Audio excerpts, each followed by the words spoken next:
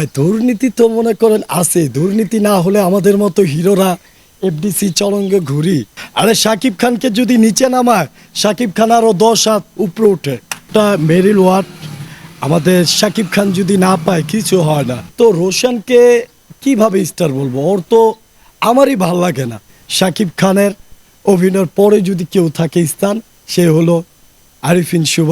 কিন্তু সাকিব ভাইকে আমরা এরকম একটি ওয়ার্ড দিব, যে ওয়ার্ডটা বাংলাদেশের ভিতরে জানি সাকিব ভাই গর্ব হয়ে বলতে পারে, আমার নিজের পরিশ্রমের টাকা দিয়ে আমি সাকিব ভাইকে কোটি টাকার একটি ওয়ার্ড উপহার দেব।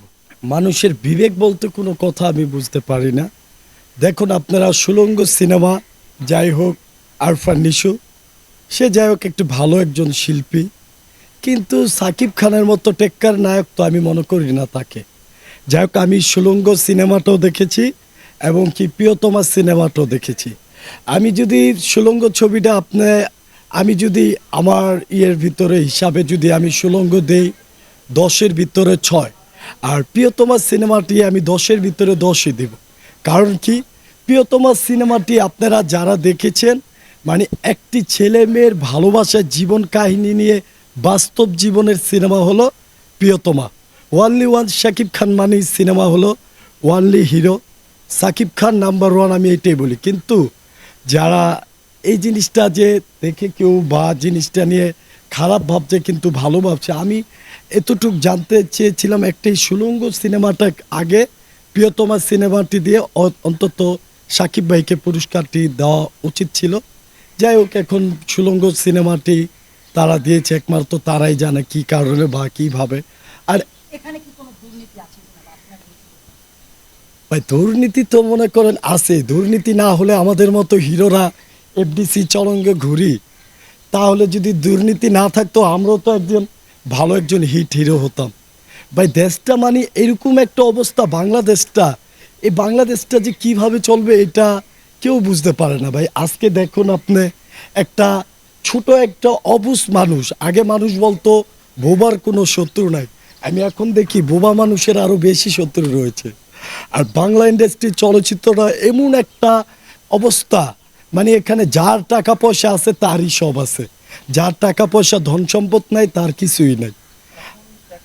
ভাই অবশ্যই এরকম একটা হিরো আপনারা দেখবেন, সাকিব খান, ওয়ানলি ওয়ান শাকিব খান বাংলাদেশের চেয়েও ভারতের ভিতরে কোনো দিক দিয়া তার জনপ্রিয়তা কম না। আমাদের বাংলাদেশের শাকিব খানকে আপনি ভারত গেলে দেখবেন তাকে এতটুক ভালোবাসা, এতটুক সম্মান দেয়। শাকিব খান এত গর্ব চিন্তা করে, আমার দেশের থেকে ভারতে বা অন্য রাষ্ট্র গেলে আরও বেশি সে ভালোবাসা পায়। আমি জানি একটা চক্রান্ত, একটা দল রয়েছে, তারা চায় শাকিব খানের মতো হিরোকে উপরে উঠে দিতে না। আরে শাকিব খানকে যদি নিচে নামায়, শাকিব খান আরও 10 হাত উপরে উঠে। কারণ একটি কথা ভাববেন, খোদা যাকে ভালোবাসে তাকে কখনো কেউ আটকাতে পারে না। ওয়ানলি ওয়ান শাকিব খান হলো আজকে 24 বছর কেরিয়ার পরিশ্রমে, তার পরিশ্রমের ঘাম জড়ানো ফলের ভিতরে আজ সে রয়েছে only one, number 1 Shakib Khan. তার তুলনা আমি কোনো নায়কের সাথে তার তুলনা দিতে পারি না।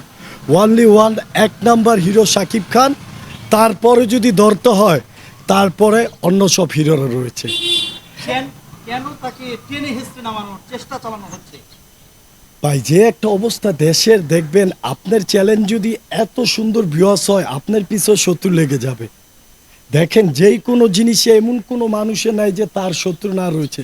এবং কি শাকিব খানের এরকম কিছু লোক রয়েছে, তারা চায় সাকিব খান দিন দিন ছোট হোক, আর বাংলার ইন্ডাস্ট্রি জানি নষ্ট হয়ে যায়, কিন্তু শাকিব খানকে কখনো নষ্ট করতে পারবে না, নিচে নামাতে পারবে না।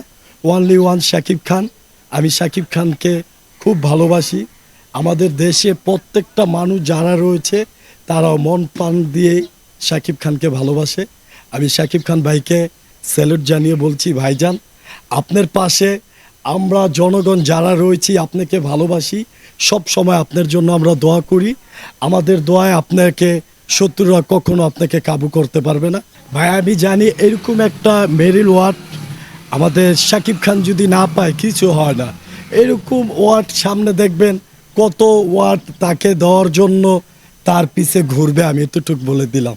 কারণ সে তো শাকিব খান, নামে বোঝা যায়, তার হাসির মাঝে বোঝা যায় সে হলো শাকিব খান।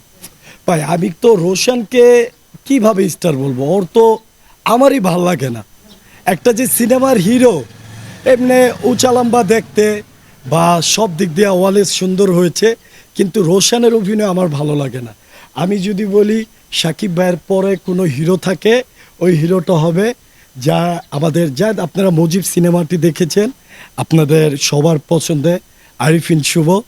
আরিফিন শুভ খুব সুন্দর অভিনয় করে। তারপরে রয়েছে আমাদের নাটক থেকে আসা নায়ক, চিত্রনায়ক সিয়াম, তার অভিনয় খুব সুন্দর। আগে আপনারা অভিনয় দেখেন, আর একজনের কথা তো না বললে নাই, সে আমাদের মানে ইন্ডাস্ট্রির ভিতর এতটুক সুন্দর অভিনয়দাতা, যাকে বলা হয় অভিনয়ের দাতা, সে হলো চঞ্চল দাদা। তার মতো অভিনয় পারতে খুবই দেরি। আরিফিন শুভ একটা জিনিসই ভাবে, বলে না না আপনারা সাকিব ভাইয়ের সাথে আমাকে তুলনা দেওয়ার মতো কখনো হয় না। ওর কথা আচরণে, তার সিনেমা প্রত্যেকটা অভিনয় দেখার কারণে বুঝেছি সাকিব খানের অভিনয়ের পরে যদি কেউ থাকে স্থান, সে হলো আরিফিন শুভ। আমরা তো প্রত্যেকটা অনুষ্ঠান আয়োজন প্রত্যেকটা মানুষের সাথে চলাফেরা করি, আমার মতে আমি জানি তারপরে স্থানে রয়েছে আরিফিন শুভ। যাই হোক আমি তো, হ্যাঁ যাই হোক ভাই, আমি সাইমন সাদি রয়েছি, আমি নারায়ণগঞ্জের সন্তান। সাকিব খানও আমাদের নারায়ণগঞ্জ ছোটোর থেকে বড় হয়েছে।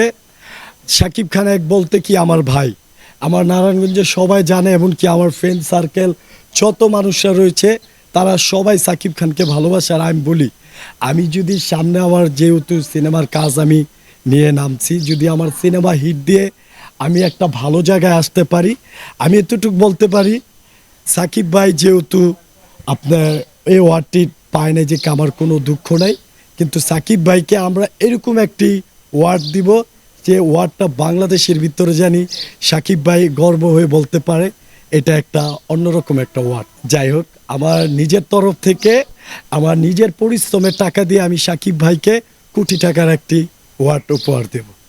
কিন্তু সাকিব ভাই, সাকিব খান, গুড লাক, আসসালাম।